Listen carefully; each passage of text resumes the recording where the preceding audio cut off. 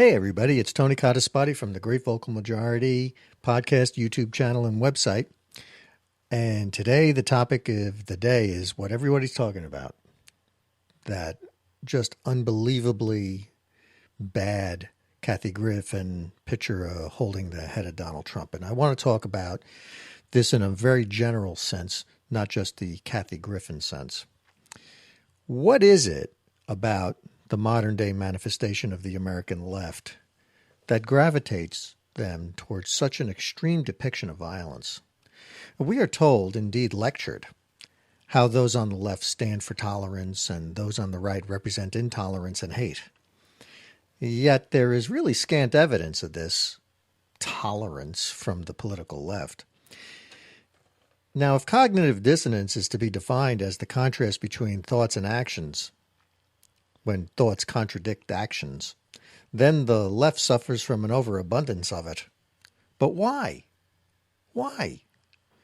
Why are those on the left more prone to this dissonance than the rest of us? There is an emotional trigger at work here that just doesn't appear to be quite as prevalent in others. And it's not new. This type of vulgar, unhinged, profane, and violent depictions of Republicans and conservatives has been going on for a long time. During the presidential administration of George W. Bush, the left used violent portrayals of the president.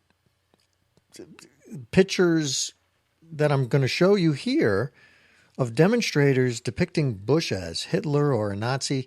I mean, those are nothing really. But what about the ones where they show Bush as beheaded or decapitated or shot through the head? None of these demonstrations received anywhere near the same attention as the banner you're about to see of Obama.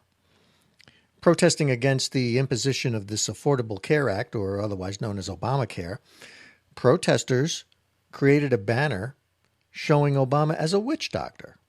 Now, this was one banner in a crowd of about 1.5 million protesters on the Mall in Washington, D.C.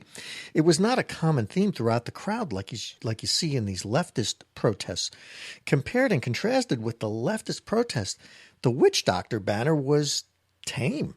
The left goes so much further, but it never gets reported by the media that largely agrees with the leftist positions.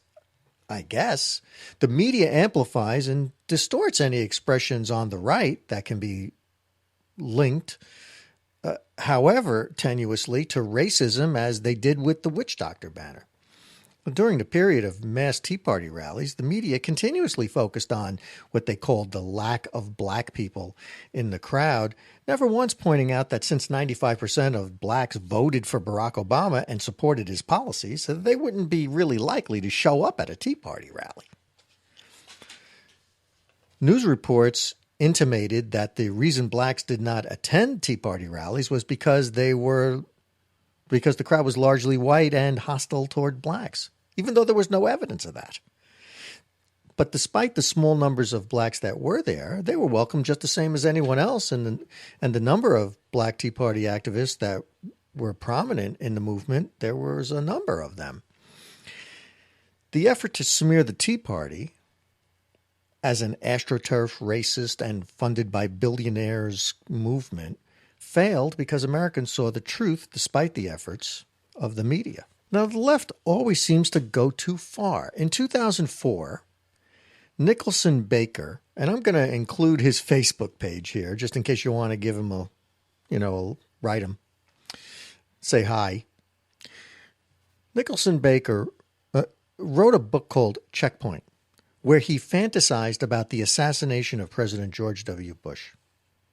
This book is still available on Amazon. It's appalling enough that a writer would write a book about his fantasies of assassinating the President of the United States. But even more appalling than that are the glowing reviews his book received from Amazon's readers. Here is a portion of the dialogue in the book where the character talks about murdering the president, quote, for the good of humankind. Just imagine the uproar if a similar book were written, changing just one fact, changing who the president was. from Bush to, let's say, Obama, or maybe not even a president, say Hillary Clinton, there would be a major uproar. And there should be, really. But there is something seriously wrong in the mind of people, like this author Nicholson Baker. This degree of bitter hatred is a key indicator of some larger emotional issue. Fantasizing about the murder of a national leader, the leader of your own country, in a novel form is incitement to violence. It's sick and it's sickening. But all Nicholson did was write a book. That's all he did. All that takes is a pen, paper, and a twisted mind. Other leftists at the time were hard at work putting another imagined or perhaps hoped for assassination of President Bush on the screen in a film called Death of a President. How offended would the filmmaking industry be if someone approached them with a project idea for the assassination of Barack Obama? How far would that idea get? The film Death of a President was not only made, but it actually received awards. Here is a clip of the movie receiving an international Emmy.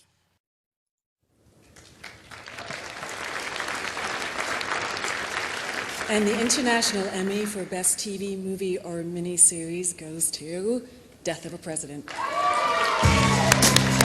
Accepting for the program are producer, director, writer Gabriel Range and producer and writer Simon Finch.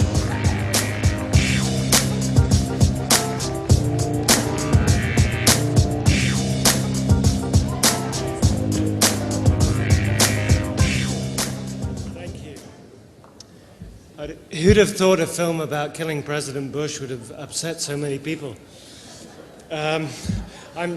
Thank you to the Academy.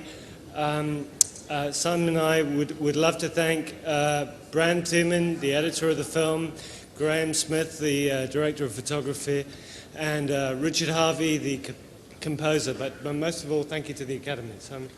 And despite what a lot of the publicity suggested this time last year, I guess, this wasn't, in fact, a film that was intended to be a liberal fantasy, a bloodletting film celebrating the death of a president. It wasn't meant to be a character assassination. It wasn't meant to be anti-Bush.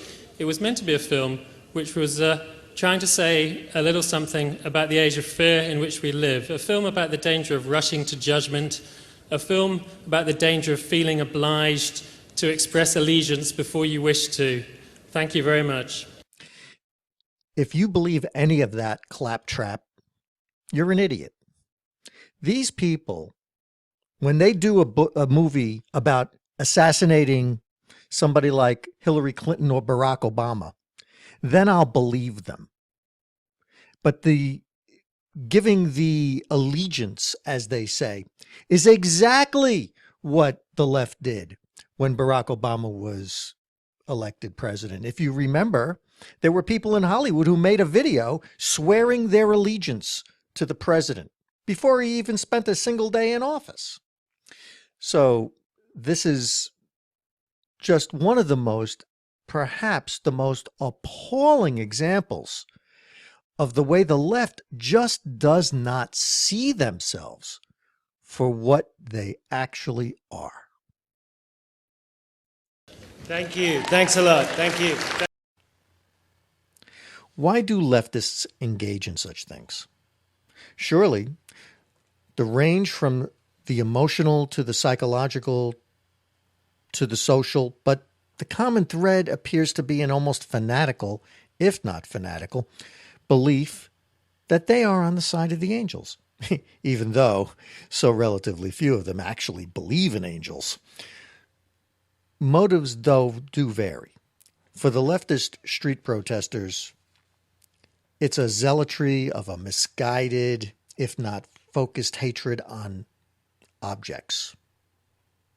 For vulgar comics like Kathy Griffin, it's shock value and notoriety it brings her, saving her from her own mediocrity. For the writer of an assassination fantasy novel or the maker of an assassination fantasy film, it's to voice their hatred while using artistic expression as a fig leaf to hide that hatred as they mill about in a crowd of people who hate just the way they hate, while offering affirmations and validations reinforcing that poison infecting them all. Their misery is so bottomless, there is nothing that could ever relieve them.